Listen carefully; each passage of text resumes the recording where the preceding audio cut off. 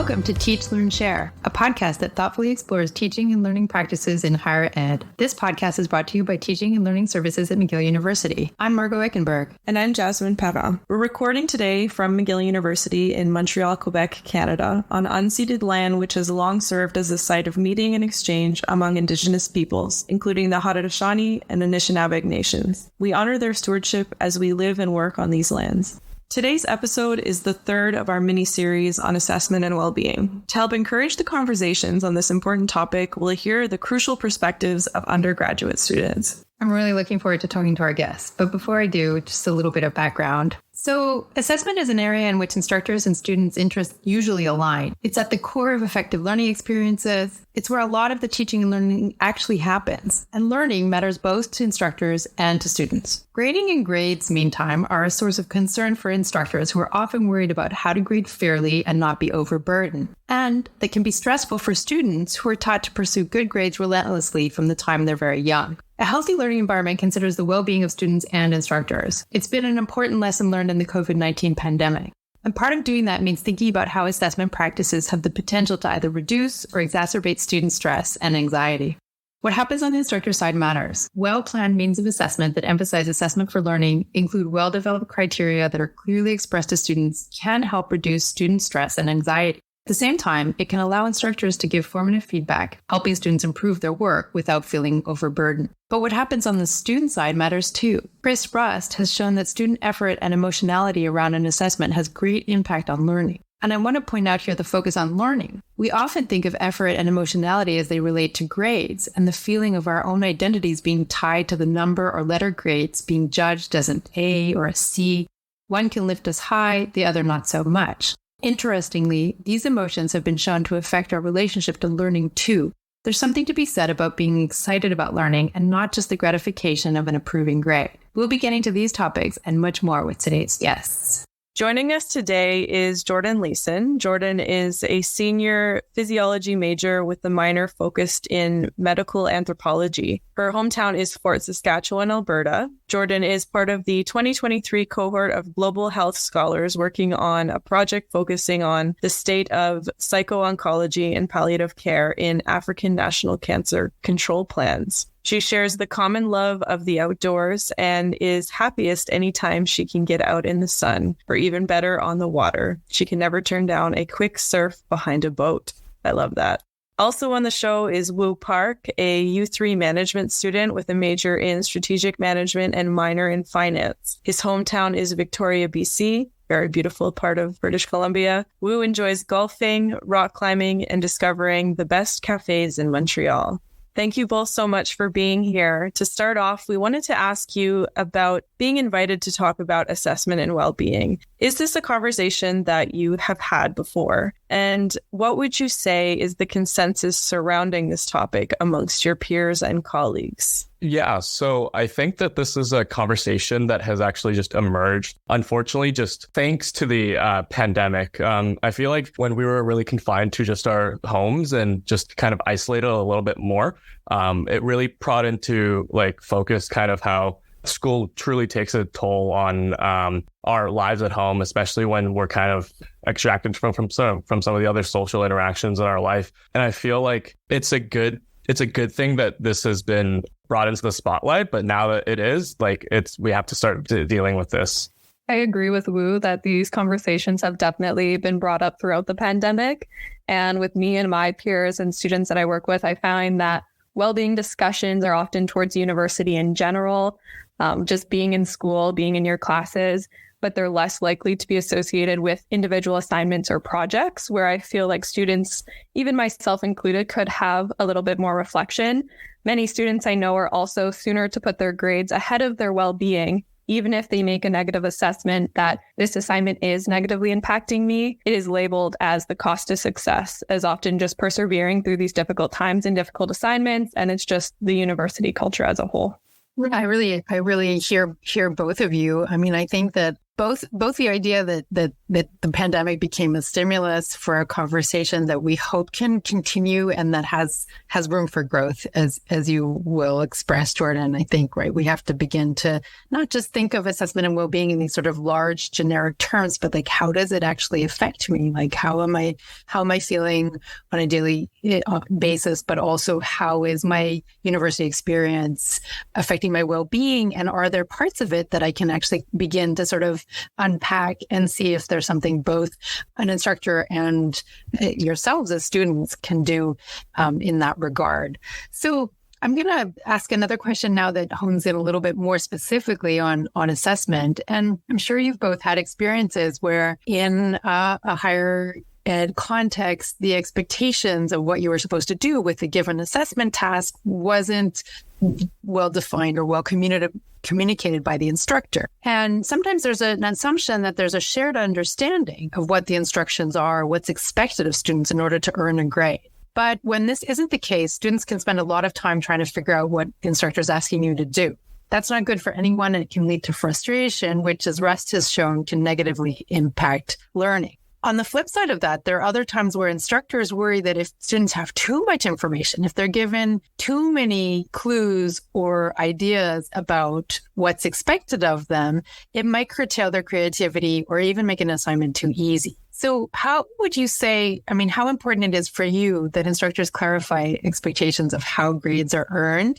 And what does that clarity mean to you? Because sometimes the instructors think that they're being clear, right? And if you want, you can also describe an assignment where you maybe struggled to understand what the expectations were. And it just added to the stress of having to complete an assignment that perhaps wouldn't have been that stressful. This is definitely an important point. I've found that as you get further into your education, less time is spent talking about assignments. And in some instances, when we're talking about equitable learning and curricula, this runs the risk of disadvantaging some students who may not have completed these forms of assignments before. This is also if assumptions were made that the student would have done it in a previous course, or if even the last time we completed such an assignment would have been in our secondary schools or in our high schools, which were all very diverse and different curricula. There was a specific assignment where I did an infographic this year, which was my first time. And it goes to say that professors should not assume that it's something we've done before in order to foster this more equitable learning environment. And what you touched on there with a specific assignment, I think Woo could also probably agree with this. But there's a few instances where you're set a guideline by a professor, but it's not made clear whether it's meant to only be a rough guideline or if it's something that you're supposed to add your own creative touches and supposed to take the guideline and advance from there. And so it makes it really difficult to question whether you've done enough and what the expectations are of you completing this assignment. Yeah, and I'd love to add to what Jordan was talking about there. It's so true when it comes to just setting the guidelines for these assignments. I've had so many scenarios where I felt like I just wasn't confident on what I was trying to do for some reason. I feel like that's such an obscure thing to ask because, I don't know, it's an assignment. I feel like I should know exactly what to do. But some scenarios during these university assignments and whatnot, sometimes it might not be as clear, but I feel like the prof has a better obligation. In fact, today just has a better obligation to ensure and like help support the student to make sure that they actually have a clearer path. I feel like the whole idea that they're possibly reducing the creativity aspect is completely unrealistic, because I feel like when students are just more confident about the path that or the goal that they're actually trying to achieve, or the goal that they're trying to learn, they're just more passionate about it. Therefore, they work harder to study. At least that was the case for me and a lot of my friends.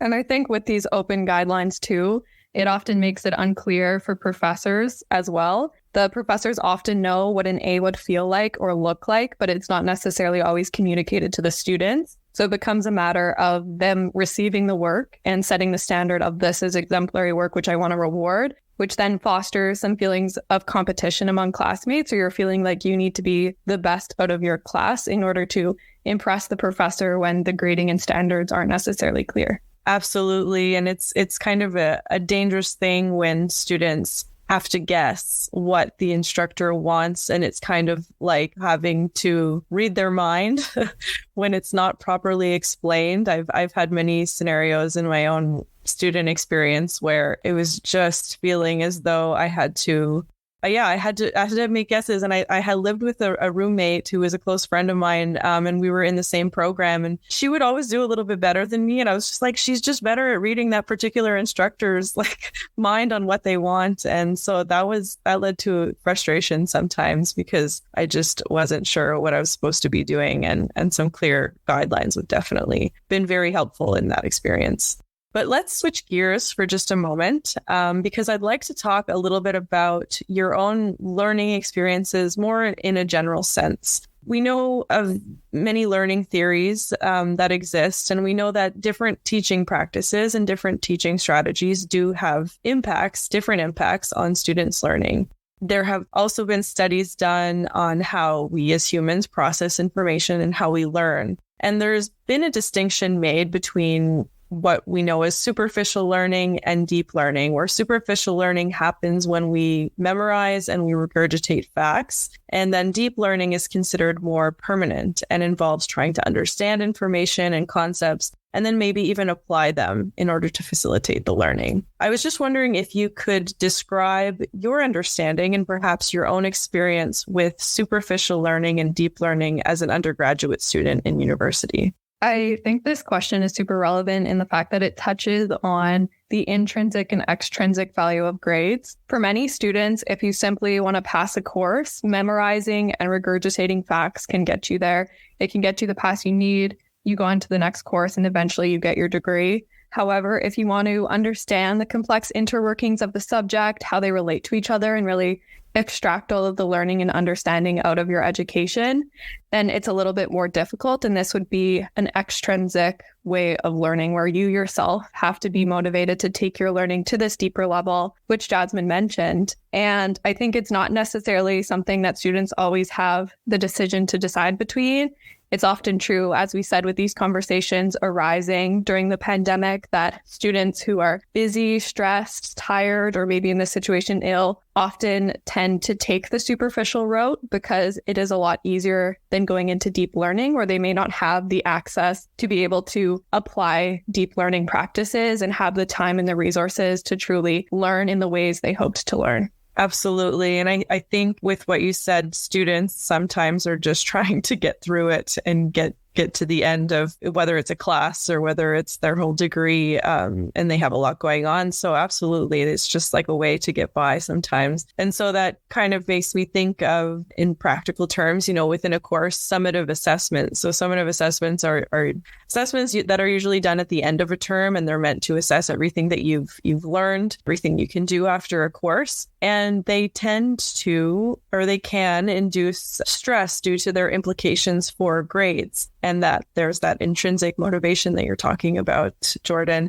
And as a result, that encourages students into superficial learning approaches. In your opinion, what features of summative assessments? So when I'm talking about summative assessments, you can think like high stakes assessments, such as final exams. What features of these types of assessments tend to encourage superficial learning and induce stress among students? So I think amongst the summative assessments, it has to be the sheer volume of content that we learn at McGill University. Actually, funny enough, I was talking to a lot of employers, and they were saying that they love their McGill students because they become so well educated. And part of it is due to some of these summative assessments, because during our classes at McGill, like, our education is jam-packed. These summative assessments, as much as we may sometimes learn from them, I feel like there's a great phase away and a shift away to better alternative ways of assessments. I feel as though, even though these summative assessments might have been good for possibly just great ranking or just like across the board kind of standardization, we're just getting to know that there's better ways to teach ourselves.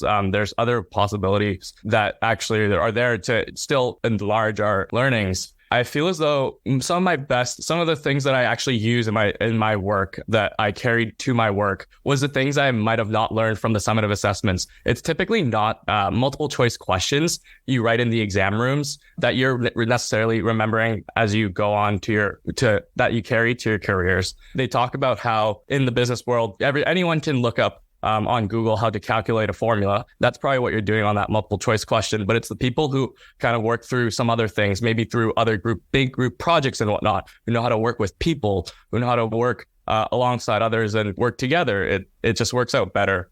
How would you say that assessment strategies can positively influence students' motivation and willingness to engage in deep learning? I think this is a great question and really gets to the root of what many students hope to integrate into their learning. So in my classes personally and among my peers, I have found that more self-directed research and projects, for instance, where you can pick a topic in an area of research or in an area of a course or assessment, are definitely a motivator for me personally. So for instance, in one of my physiology courses this past year, we got to choose the body system for which we wanted to do an oral presentation on. But then once we picked our body system, there was a list of pre-approved papers, and we could pick one of the papers from that topic. And that really just allowed us to foster our own creative processes and interests. And we weren't being kind of rabbit-holed into what fields of academics or what areas that researchers want us to focus on, or were more prominent in maybe our professor's research or previous professors in the course, and let us expand to new fields of knowledge and different variability, especially in my case, in these physiological topics that allow us to, again, kind of approach our projects and presentations with a passion of maybe we see ourselves working on this in a future career, and it takes school beyond the classroom into something that can be deeper and lifelong. I would love to build off what Jordan's talking about here and just highlight that exactly how important letting us define our own creativity is. I would love to share an example of in my class. So we had a goal. Our prof set the overarching goal for this assignment that we were to prove that this company X was profitable. That may seem so broad and actually quite contradicting to what we've been talking about this whole entire time, having a clear direction. But he actually he ensured us that that was the only goal and that's all you had to do. The fun approach that this prof took to it was that we can actually take this deliverable and shape it into any way we wanted to. This took in the form of a podcast. It could also a PowerPoint, a report. The option was up to us. Then that creativity actually just honed our passions, if anything, and helped us work harder to learn. I really appreciate what both of you are saying. And I think that what's coming through here is sort of this important balance between giving students the room to be creative, but at the same time, making sure there's some clarity about what they're supposed to be learning, right? And I think that balance is a difficult balance to strike, but once it's there, that's really what we're really thriving for, I think, and aiming for. That's when the best learning is going to be happening for sure. And there can be a sense of satisfaction, I think, on both the professors and students' sides. I'm going to ask again, or bring us back a little bit to the well-being piece of our conversation. And I wanted to know if you feel that you've encountered any specific challenges or stressors related to assessments directly that you feel have affected your well-being or maybe even your mental health. And if that's the case, could you share an example with us? I think for me, when you touch on well-being there, Margot, feeling like your grades don't accurately reflect your understanding of a topic is something that's very discouraging for me. It's definitely a mental hurdle that I've myself experienced and lots of my peers have also experienced, to get over lots of the assumptions that you tend to build up from secondary school, such that studying and like hard work translates to good grades, which no longer is always the case in a university setting. So this again emphasizes, like we were saying before, the importance of having diverse assignments. For some, multiple choice may be their strength. For others, maybe as Woo emphasized, they succeed more on a PowerPoint or on an oral presentation basis. And having those various ways to demonstrate and exemplify your learning to your professors really helps get that across, especially in those situations where you feel like, I have worked really hard in this class. I do feel like I've grasped the topic, but simply the way I'm being assessed has prevented me from demonstrating this knowledge. So that I find is definitely something lots of students face, and it does often take a toll for your well-being when you're attached so much, as we said initially, with the letter grade you receive at the end. Yes, absolutely. I think it's almost impossible to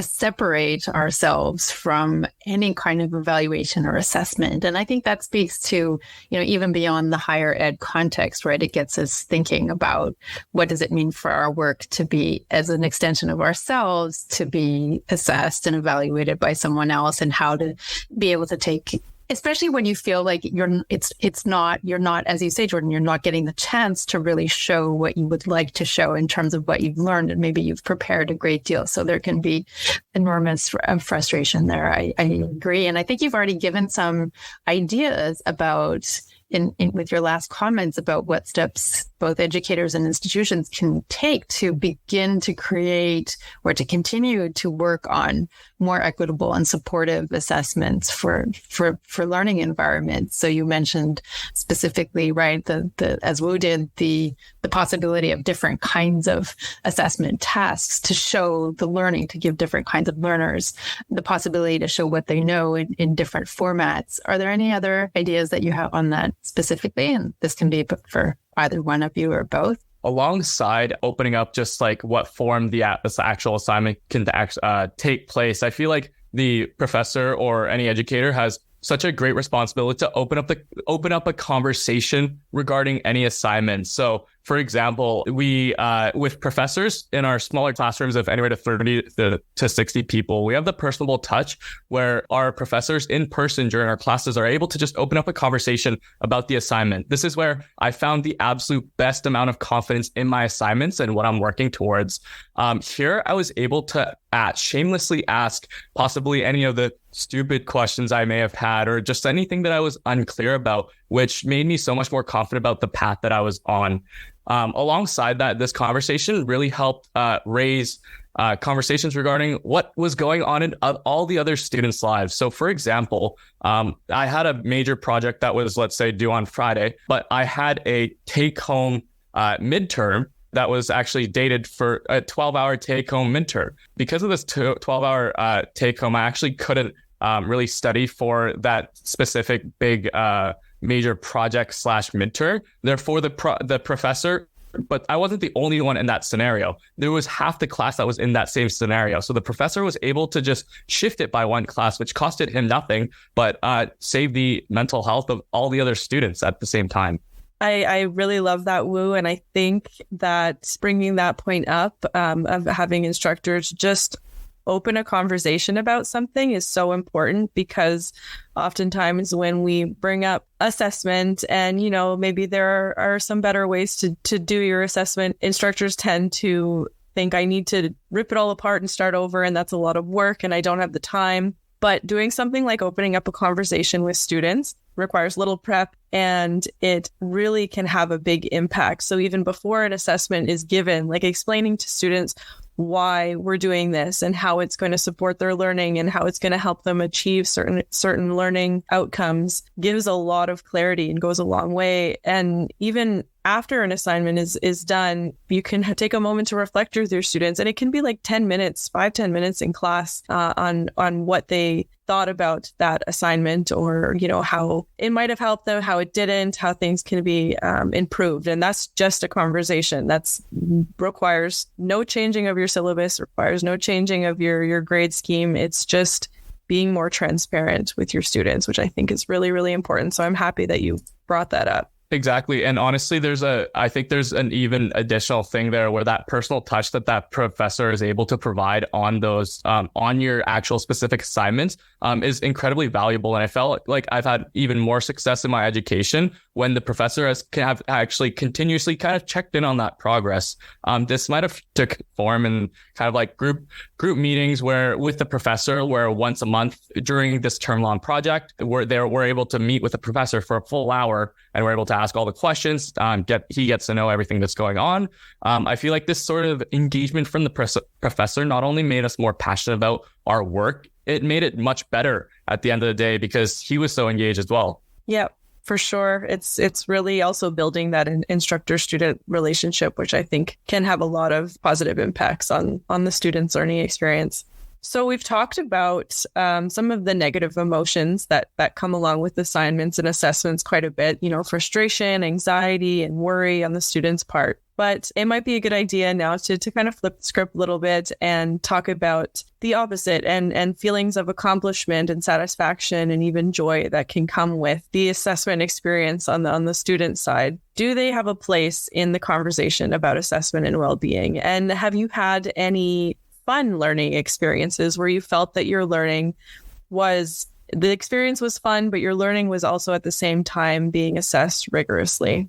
I definitely like what you pointed out here, and I agree that they for sure have a place in the conversation about assessment and well-being, and I believe that I'm living and breathing proof that school can definitely still be fun at the post-secondary level. I have a really great example. So for instance, I took a biochemistry course previously in my degree where we were able to choose to do a project instead of one of the quizzes, which was still made accessible if students decided they did want to do the quiz instead. So this alternate project could be baking, painting, making a visual media, a meme, essentially anything open to our creative process as long as it displayed sufficient effort on our part and had a very strong connection to class content. So for instance, in biochemistry terms, relaying enzymes, energy metabolism in a painting, in a baking, and they definitely made sure that students were putting time and effort into these presentations or into how they displayed their academic curiosity. And this really, one, fostered a sense of community among us classmates because we were excited to talk to the peers we knew in the class, see what they were doing. And the professor, sometimes at the start or at the end of class, would also include an image or a feature of what other people did. So it was a sense of community within the classroom. And it was also a very unique way to apply our knowledge because, as we already said, it was student directed. And in order to portray it in this art form of types, you had to have a good understanding of the content itself. And as Jasmine said, often the worry is around, is this still going to be rigorous? Is everyone just going to get an A on this project? And again, happy to report that this project did not, in fact, skew our grades or averages. And it definitely remained a rigorous course and one of the tougher ones that I had in my semester. But just due to the engagement and excitement to go to class and to display your knowledge in alternate ways, it made a very fun, rigorous class, which I feel like is a super high quality that education should aim for. I bet you also you'll never forget the content that you shared in that particular creative kind of project. I think it's great that we flipped the switch a little bit to be able to talk about joy and well-being in a positive way, not as something that's lacking. And I really like thinking about assessment that way too. Like we often think of, what's wrong and where did I get graded down? Where did I get marks taken off? And as opposed to like what's really good and how there can be sort of positive emotions also tied so closely to learning and assessment. So it's been great speaking with you both. And as we near the end of our podcast today, I wanted to say that we focus a lot on what instructors can do and what their responsibilities are vis-a-vis assessment in order to make it more supportive, in order to make it more focused on learning and the several of the pieces that we've touched on. But I think it's another really important question to ask is, and we really want to hear your perspective, is what can students do to ensure that learning experiences are effective and are positive in the emotional way, and increase well-being when we're talking about assessment specifically? It definitely involves the interaction between students and professors. And in my second year, I received, while it may be controversial to some, comment from a professor who said that from here on in our degrees, teachers are not necessarily there to teach, but just to support and guide, which really placed the emphasis that learning is up to the student, and it is now our responsibility to take that initiative for education. And a large part of enjoying and immersing yourself in the education is what we touched on previously when we talked about intrinsic versus extrinsic motivation for your learning. And so I think trying your best, as we said, there are difficult situations or times where we have to get through courses or get through assignments.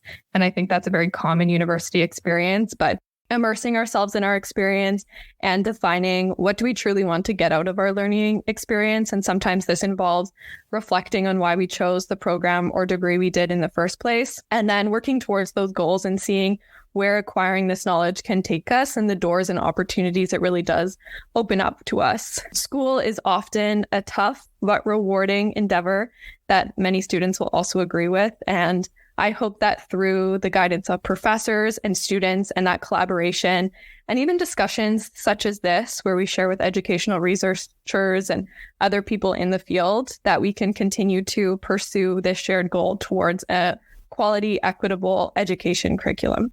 think it can be sometimes tough as a student to shift your mind frame. And we spoke about this earlier, that extrinsic motivation for grades. When students are in a system that really values grades and it values competition and it values ranking, but it is really important. And so I appreciate you talking about that, Jordan. It is important for students to remember why they're there, and they're there for themselves. They're there to learn. They're there to better themselves and gain skills for the real world. So it's tough, but I think it is important for students to remember that, and then they should hopefully have more of an intrinsic motivation for learning in that sense, because they do want to learn and improve their skills. So I will wrap up now. I appreciate how both of you touched on different components of positive learning experiences. I'll just kind of highlight a few that I thought were really interesting and important. So the importance of giving space to students for creativity, I thought that was very cool. And the example that you gave, Jordan, from your biochemistry class was neat. Being flexible with assessments and allowing students the possibility to choose a type of assessment or a way to demonstrate their learning in different ways, kind of allowing them to play on their strengths. If they're better at doing an oral presentation, or if they're better at writing a paper, or better at working within a group, I think it's important to sometimes allow students to choose what works best for them. And then the other thing that I thought was really interesting, and Woo kind of talks about it towards the end, is connecting the learning to real world experiences and really demonstrating as a student, your role and place within a community. And I think that's a really important way for students to see the value in their learning. So I want to thank you both so much for being here today and sharing your experiences and your insights. They're so valuable. It's so valuable to hear from the student perspective. And at the end of the day, higher education, university is meant for you. So it's really critical to hear what you have to say. And you've given us a lot to think about today. And is there anything before we wrap up and end this chat that you weren't able to touch on that you'd like to add? Or perhaps if you do have something to share, like a piece of media, maybe an article, book, or film that you'd like to recommend to our listeners, this is the time to do so. I would just like to add thank you to Margot and Jasmine for having me, and for Woo for collaborating with me. I will share with Margot and Jasmine after this meeting a short little video I familiarized myself with when I was preparing for the podcast and learning more about equitable education. So it's a short video by Joe Feldman and Mark Boswell about grading for equity. And I think it's just a really good introduction if you haven't thought about the ways that grading can potentially make barriers for some students while making it more accessible for others. And so a really important conversation that we're starting and continuing about hoping to have this equitable grading for all. So thank you again for having me. I join Jasmine in thanking you both for being here, Jordan and Woo. It's been a great conversation. I think we've begun to address we've touched on so many important points in bringing the assessment and well-being pieces together to trying to really not only stimulate the conversation, which is happening. I think you both gave testimony to the fact that there are conversations certainly about how we're doing and how it feels to be learning in a higher ed context and having our work evaluated and assessed. But I think we also want to make sure that those conversations translate into actions. And there have been some really great tips from both of you. And be sure also to check out our blog, Teaching for Learning, McGill Teaching and Learning Services, because we'll be able to cite there the references and give all the details about today's podcast. So we're really excited about the kind of conversation we've had today, and we really hope to be stimulating more of the same kind. And as I said, not just the talkie, but also the action in terms of what are some of these concrete steps that we can take, thinking about students' workloads, thinking about their well-being, thinking about being a little bit more flexible, and without necessarily sacrificing, certainly not academic rigor, but even this professor and instructor's own situation, right? Like the balance is difficult to find, but I think these conversations and steps taken in the higher ed classroom can certainly bring us onto that path. So thanks again. Thank you, everybody, for listening. And be sure to watch out for the next episode of Teach, Learn, Share, in which we continue to discuss assessment, equity, and well-being from different perspectives in higher education contexts. Feel free to subscribe to this podcast and share it with your colleagues. Until next time.